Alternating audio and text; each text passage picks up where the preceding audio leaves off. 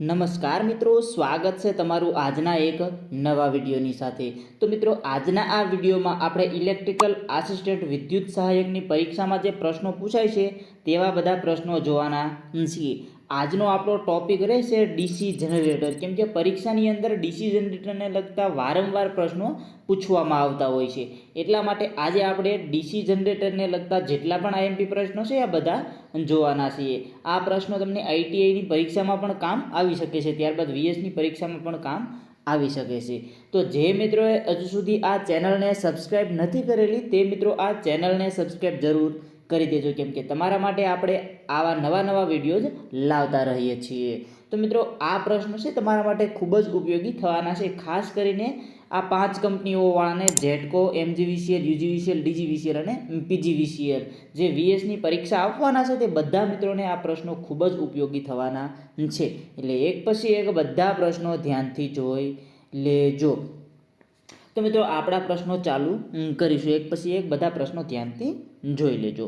તો મિત્રો, આજનો આપણો પહેલો પ્રશ્ન છે કે ડીસી જનરેટરનો મુખ્ય કાર્ય શું છે? ડીસી જનરેટરનો મુખ્ય કાર્ય શું છે? આવો પ્રશ્ન આપણને પૂછેલો છે કે ડીસી જનરેટરનો મુખ્ય કાર્ય શું છે? તો તેની અંદર મિત્રો આપણો સાચો જવાબ આવશે ઓપ્શન બી, યાંત્રિક ઉર્જાને વિદ્યુત ઉર્જામાં રૂપાંતરિત કરવી। ડીસી જનરેટરનું મુખ્ય કાર્ય એ હોય છે કે યાંત્રિક ઉર્જા હોય છે તેને વિદ્યુત ઉર્જામાં રૂપાંતરિત કરે છે। તેના પછી મિત્રો હવે આપણો આગળનો પ્રશ્ન જોઈશું, પ્રશ્ન નંબર 2 કે નીચેના પૈકી કયો ભાગ ડીસી જનરેટરમાં ઘૂમે છે? કે નીચેના પૈકી કયો ભાગ છે તે ડીસી જનરેટરની અંદર ઘૂમે છે? આવો પ્રશ્ન આપણને પૂછેલો છે। તો મિત્રો, તેની અંદર આપણો સાચો જવાબ આવશે option B, armature. Option B, armature. DC જનરેટરની અંદર કયો ભાગ ઘૂમે છે? તો તેની અંદર આપણો જવાબ આવશે આર્મેચર છે તે તેની અંદર ફરતું હોય છે। હવે તેના પછી મિત્રો આપણો આગળનો પ્રશ્ન જોઈએ, પ્રશ્ન નંબર 3, કોમ્યુટેટરનો મુખ્ય કાર્ય શું છે? આવો પ્રશ્ન આપણને પૂછેલો છે કે કોમ્યુટેટર હોય છે તેનું મુખ્ય કાર્ય શું હોય છે ડીસી જનરેટરની અંદર? તો મિત્રો, તેની અંદર આપણો સાચો જવાબ આવશે ઓપ્શન સી, એસીને ડીસીમાં રૂપાંતરિત કરવું। કોમ્યુટેટર જે હોય છે તેનું કાર્ય એક જ હોય છે કે એસીને ડીસીમાં રૂપાંતર કરે છે। હવે તેના પછીનો આગળનો પ્રશ્ન જોઈશું, પ્રશ્ન નંબર 4। તો પ્રશ્ન છે કે ડીસી જનરેટરમાં ફ્લક્સ ક્યાંથી ઉત્પન્ન થાય છે? હવે મિત્રો, જે આપણું આ ડીસી જનરેટર હોય છે તેની અંદર ફ્લક્સ ક્યાંથી ઉત્પન્ન થાય છે? આવો પ્રશ્ન આપણને પૂછેલો છે। તો મિત્રો, તેની અંદર આપણો સાચો જવાબ આવશે ઓપ્શન સી, ફિલ્ડ વાઇન્ડિંગથી। ડીસી જનરેટરમાં ફ્લક્સ છે તે ફિલ્ડ વાઇન્ડિંગથી ઉત્પન્ન થાય છે, ધ્યાનથી જોઈ લેજો। જે ડીસી જનરેટરમાં ફ્લક્સ છે તે ફિલ્ડ વાઇન્ડિંગથી ઉત્પન્ન થાય છે। હવે તેના પછીનો મિત્રો નેક્સ્ટ પ્રશ્ન જોઈએ, પ્રશ્ન છે કે સેલ્ફ એક્સાઇટેડ જનરેટરમાં શું થાય છે? સેલ્ફ એક્સાઇટેડ જનરેટરમાં શું થાય છે? આવો પ્રશ્ન આપણને પૂછેલો છે। તો મિત્રો, તેની અંદર આપણો સાચો જવાબ આવશે ઓપ્શન સી, પોતાની ફિલ્ડ માટે જ ઉત્પન્ન કરાયેલ વિદ્યુત ઉર્જાનો ઉપયોગ થાય છે। સેલ્ફ એક્સાઇટેશન જનરેટરમાં શું થાય છે? તો કે પોતાની ફિલ્ડ માટે જ ઉત્પન્ન કરાયેલો વિદ્યુત ઉર્જાનો ઉપયોગ થાય છે, ધ્યાનથી જોઈ લેજો, આઈએમપી પ્રશ્ન છે। હવે તેના પછી આપણો આગળનો પ્રશ્ન જોઈએ, પ્રશ્ન નંબર 6। પ્રશ્ન છે કે ડીસી જનરેટરના કેટલા મુખ્ય પ્રકાર હોય છે? ડીસી જનરેટરના મુખ્ય પ્રકારો કેટલા હોય છે? આવો પ્રશ્ન આપણને પૂછેલો છે। તો મિત્રો, તેની અંદર આપણો સાચો જવાબ રહેશે option C, option B, 3। DC જનરેટરના મુખ્ય 3 પ્રકાર હોય છે, અને પરીક્ષાની અંદર આપણને પૂછેલો હોય કે કયા કયા? હાલો, આપણને ખબર છે કે 3 તેના મુખ્ય પ્રકાર છે, તો કયા કયા? તો તેની અંદર જો તમને અહીંયા આપેલા છે કે સિરીઝ, શન્ટ અને કમ્પાઉન્ડ, આ 3 છે તે ડીસી જનરેટરના મુખ્ય પ્રકારો છે, ધ્યાનથી જોઈ લેજો। સિરીઝ, શન્ટ અને કમ્પાઉન્ડ આ ત્રણેય છે તે ડીસી જનરેટરના મુખ્ય પ્રકારો છે।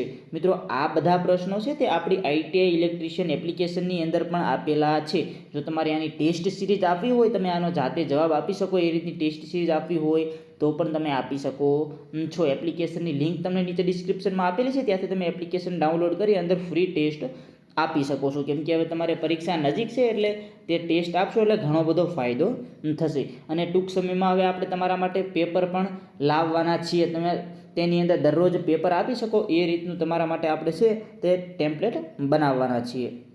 હવે તેના પછીનો મિત્રો આગળનો પ્રશ્ન જોઈએ કે શ્રેણી વાઉન્ડ ડીસી જનરેટર કયા લક્ષણ માટે પ્રાપ્ત છે? શ્રેણી કે મતલબ કે સિરીઝ. પ્રશ્ન શું છે કે સિરીઝ વાઉન્ડ ડીસી જનરેટર કયા લક્ષણ માટે પ્રખ્યાત છે? તો તેની અંદર જવાબ આવશે ઓપ્શન સી, વધારે વર્તમાન.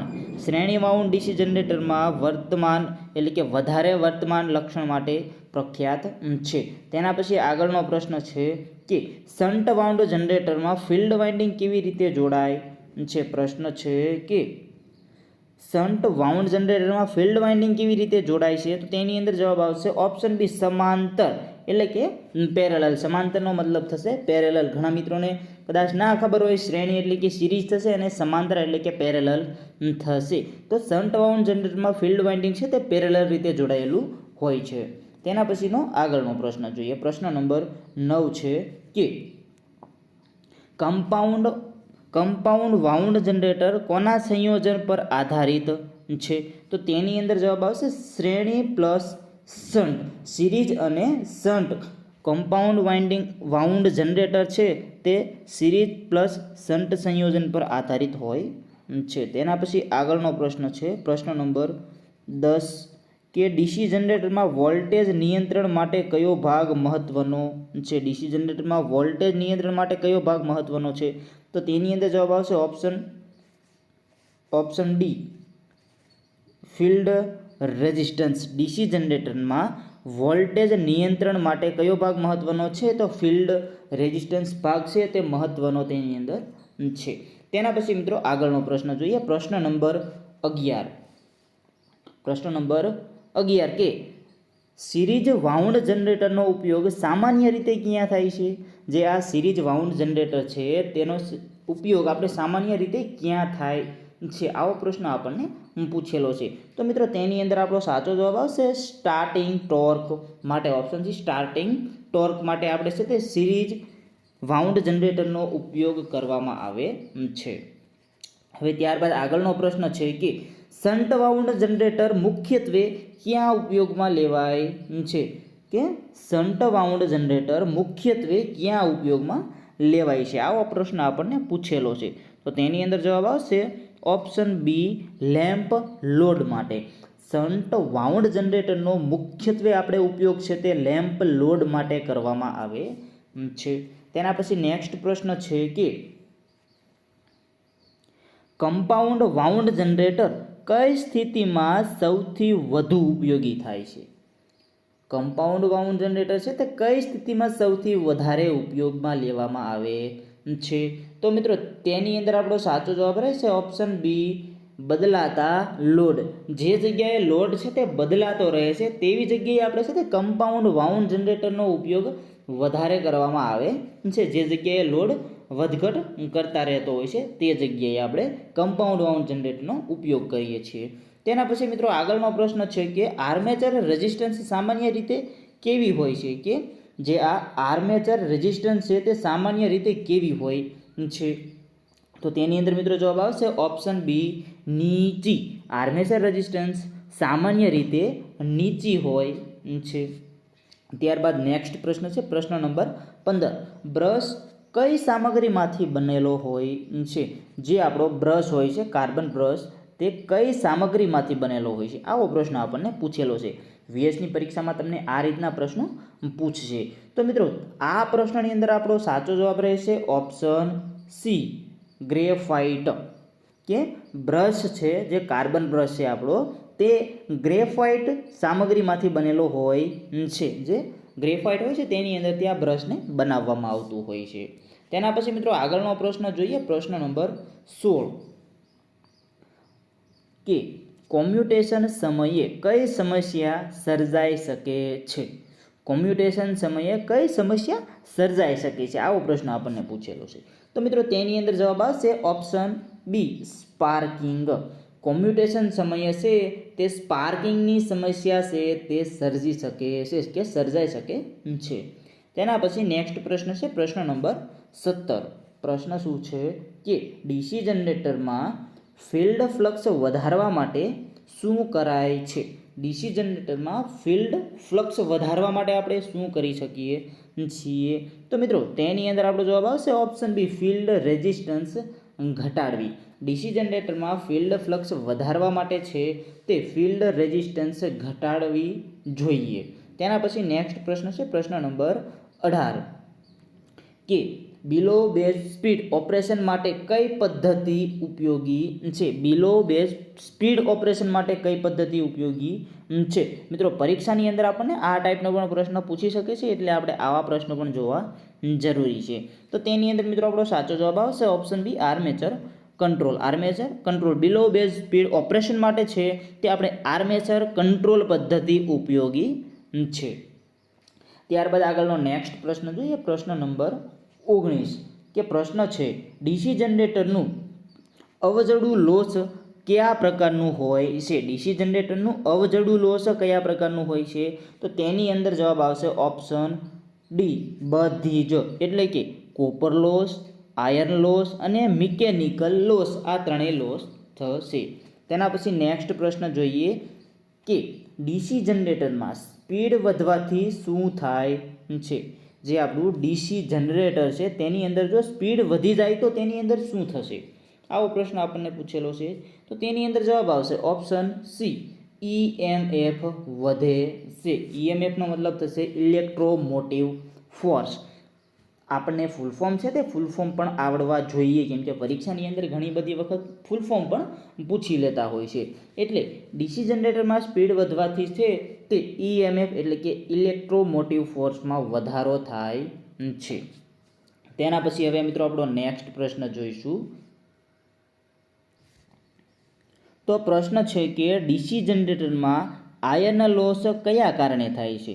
જે આપણું ડીસી જનરેટર હોય છે તેની અંદર આયર્ન લોસ થાય છે, તો તે કયા કારણે તેની અંદર થતા હોય છે? તો તેની અંદર જવાબ આવશે ઓપ્શન બી, હિસ્ટેરિસિસ અને એડી કરંટ લોસના કારણે. ડીસી જનરેટરમાં આયર્ન લોસ છે તે હિસ્ટેરિસિસ અને એડી કરંટના કારણે થતા હોય છે. તેના પછી નેક્સ્ટ પ્રશ્ન છે કે હિસ્ટેરિસિસ લોસ ઘટાડવા માટે કઈ સામગ્રી વપરાય છે? હવે આપણે આ હિસ્ટેરિસિસ લોસ છે તે જો આપણે ઘટાડવો હોય ડીસી જનરેટરની અંદર, તો આપણે કઈ સામગ્રીનો ઉપયોગ કરીને તેને ઘટાડી શકીએ છીએ? તો મિત્રો તેની અંદર જવાબ આવશે ઓપ્શન બી, સિલિકોન સ્ટીલ. હવે જો આપણે આ હિસ્ટેરિસિસ લોસને ઘટાડવો હોય તો આપણે આ સિલિકોન સ્ટીલ સામગ્રી લઈ અને તેની અંદર ઘટાડો કરી શકીએ છીએ સિલિકોન સ્ટીલ દ્વારા. હવે તેના પછી નેક્સ્ટ પ્રશ્ન છે એ ડીસી જનરેટરમાં વોલ્ટેજ ઉત્પન્ન થાય છે. ડીસી જનરેટરમાં વોલ્ટેજ ઉત્પન્ન થાય છે. તો મિત્રો તેની અંદર જવાબ આવશે ઓપ્શન બી, આર્મેચર કંડક્ટરમાં. ડીસી જનરેટરમાં વોલ્ટેજ ઉત્પન્ન થાય છે તે આર્મેચર કંડક્ટરમાં ઉત્પન્ન થાય છે. હવે તેના પછી નેક્સ્ટ પ્રશ્ન છે કોમ્યુટેશન સુધારવા માટે કઈ પદ્ધતિ ઉપયોગ થાય છે? હવે આપણે કોમ્યુટેશન સુધારવું હોય તો તેની અંદર આપણે કઈ પદ્ધતિનો ઉપયોગ કરી શકીએ છીએ? તો મિત્રો તેની અંદર જવાબ આવશે ઓપ્શન સી, ઇન્ટરપોલ્સનો ઉપયોગ. ઇન્ટરપોલ્સનો ઉપયોગ. કોમ્યુટેશન સુધારવા માટે આપણે ઇન્ટરપોલ્સનો ઉપયોગ કરી શકીએ છીએ. ઇન્ટરપોલ્સનો ઉપયોગ કરી શકીએ છીએ આપણે કોમ્યુટેશન સુધારવા માટે ડીસી જનરેટરની અંદર. તેના પછી નેક્સ્ટ પ્રશ્ન છે કે કોમ્યુટેશન કઈ પ્રક્રિયા છે? આ કોમ્યુટેશન છે તો તે કઈ પ્રક્રિયા છે? આ કોમ્યુટેશન છે તે કઈ પ્રક્રિયા છે? તો તેની અંદર જવાબ આવશે ઓપ્શન સી, કરંટની દિશા બદલવાની. જે આ કોમ્યુટેશન છે તે એક એવી પ્રક્રિયા છે જે કરંટની દિશા બદલી નાખે છે. ત્યારબાદ આગળનો પ્રશ્ન છે ઇન્ડ્યુસ્ડ EMFની દિશા કેવી રીતે નક્કી થાય છે? ઇન્ડ્યુસ્ડ EMFની દિશા કેવી રીતે નક્કી થાય છે? તો તેની અંદર જવાબ આવશે ઓપ્શન બી, ફ્લેમિંગના જમણા હાથના નિયમથી. જે આ ઇન્ડ્યુસ્ડ ઇલેક્ટ્રોમોટિવ ફોર્સ છે તેની દિશા ફ્લેમિંગના જમણા હાથના નિયમથી નક્કી થાય છે. ધ્યાનથી મિત્રો જોઈ લેજો, આ IMP પ્રશ્ન છે. ઇન્ડ્યુસ્ડ EMFની દિશા ફ્લેમિંગના જમણા હાથના નિયમથી નક્કી કરવામાં આવે છે. તેના પછી નેક્સ્ટ પ્રશ્ન જોઈએ, પ્રશ્ન નંબર 27. પ્રશ્ન છે ડીસી જનરેટરમાં કોમ્યુટેટર કયા પ્રકારનો પ્રવાહ આપે છે? ડીસી જનરેટરમાં કોમ્યુટેટર કયા પ્રકારનો પ્રવાહ આપે છે? તો તેની અંદર મિત્રો જવાબ આવશે option C, pulsating DC. DC જનરેટરમાં કોમ્યુટેટર છે તે પલ્સેટિંગ DC પ્રવાહ આપે છે. ત્યારબાદ નેક્સ્ટ પ્રશ્ન છે કે ડીસી જનરેટરમાં કેટલાય કોર લોસ મળે છે તેને શું કહેવાય છે? ડીસી જનરેટર હોય છે તેની અંદર ઘણા બધા કોર લોસ મળી રહે છે તો તેને શું કહેવાય છે? તો મિત્રો તેની અંદર આપણો સાચો જવાબ આવશે ઓપ્શન ડી, આવજડું લોસ. આવજડું લોસ છે તે ડીસી જનરેટરમાં ઘણા બધા કોર લોસ મળી આવે છે તેને કહેવામાં આવે છે. તેના પછી નેક્સ્ટ પ્રશ્ન છે કે આર્મેચર રિએક્શન શેને અસર કરે છે? જે આ આર્મેચર રિએક્શન હોય છે તે શેને અસર કરે છે? તો મિત્રો તેની અંદર આપણો સાચો જવાબ આવશે ઓપ્શન બી, ફિલ્ડ ફ્લક્સ બદલાય છે. આર્મેચર રિએક્શન છે તે ફિલ્ડ ફ્લક્સને બદલવામાં અસર કરે છે. હવે ત્યારબાદ નેક્સ્ટ પ્રશ્ન છે કે કમ્પાઉન્ડ વાઉન્ડ જનરેટરમાં બંને વાઇન્ડિંગ કેવી રીતે જોડાય છે? જે આ કમ્પાઉન્ડ વાઉન્ડ જનરેટર હોય છે તેની અંદર બંને વાઇન્ડિંગ કેવી રીતે જોડાય છે? તો મિત્રો તેની અંદર જવાબ આવશે ઓપ્શન સી, શ્રેણી અને શન્ટ બંને. સિરીઝ અને શન્ટ બંનેમાં છે તે કમ્પાઉન્ડ વાઉન્ડ જનરેટરમાં વાઇન્ડિંગને જોડી શકાય છે, સિરીઝ અને શન્ટ બંનેમાં. હવે ત્યારબાદ મિત્રો આગળનો પ્રશ્ન જોઈએ, પ્રશ્ન નંબર 31. પ્રશ્ન છે કે ડીસી જનરેટરનો કાર્યક્ષમતા એટલે કે એફિશિયન્સી કઈ રીતે વધારી શકાય છે? ડીસી જનરેટરની એફિશિયન્સી કઈ રીતે વધારી શકાય છે? આવો પ્રશ્ન આપણને પૂછેલો છે. તો મિત્રો તેની અંદર જવાબ આવશે ઓપ્શન બી, લોસ ઘટાડીને. ડીસી જનરેટરની એફિશિયન્સી આપણે જો વધારવી હોય તો તેની અંદર લોસમાં ઘટાડો કરવો પડશે. ત્યારબાદ નેક્સ્ટ પ્રશ્ન છે કમ્પાઉન્ડ વાઉન્ડ જનરેટરમાં કમ્યુલેટિવ અને ડિફરન્ટિયલ જોડાણ વચ્ચેનો તફાવત શું છે? તો મિત્રો તેની અંદર આપણો સાચો જવાબ રહેશે option B. Option B, field ફ્લક્સની દિશા. કમ્પાઉન્ડ વાઉન્ડ જનરેટરમાં કમ્યુલેટિવ અને ડિફરન્ટિયલ જોડાણ વચ્ચેનો તફાવત છે તે ફિલ્ડ ફ્લક્સની દિશા છે.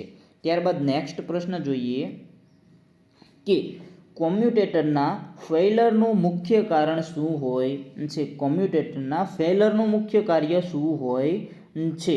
તો મિત્રો તેની અંદર જવાબ હોય છે ઓપ્શન સી, સ્પાર્કિંગ. કોમ્યુટેટર ફેઇલરનું મુખ્ય કાર્ય શું હોય છે? તો તેની અંદર જે સ્પાર્કિંગ થાય છે તે કોમ્યુટેટરના ફેઇલરનું મુખ્ય કાર્ય હોય છે. તેના પછી નેક્સ્ટ પ્રશ્ન જોઈએ, પ્રશ્ન નંબર 34. પ્રશ્ન છે કે શન્ટ વાઉન્ડ જનરેટરમાં શૂન્ય લોડ પર વોલ્ટેજ કેવું હોય છે? શન્ટ વાઉન્ડ જનરેટરમાં શૂન્ય લોડ પર વોલ્ટેજ કેવા હોય છે? તો તેની અંદર જવાબ આવશે ઓપ્શન એ, વધેલું.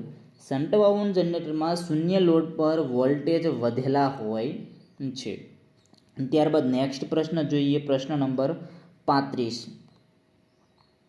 પ્રશ્ન છે કે શૂન્ય ફિલ્ડ પ્રવાહ પર ડીસી જનરેટર શું કરે છે?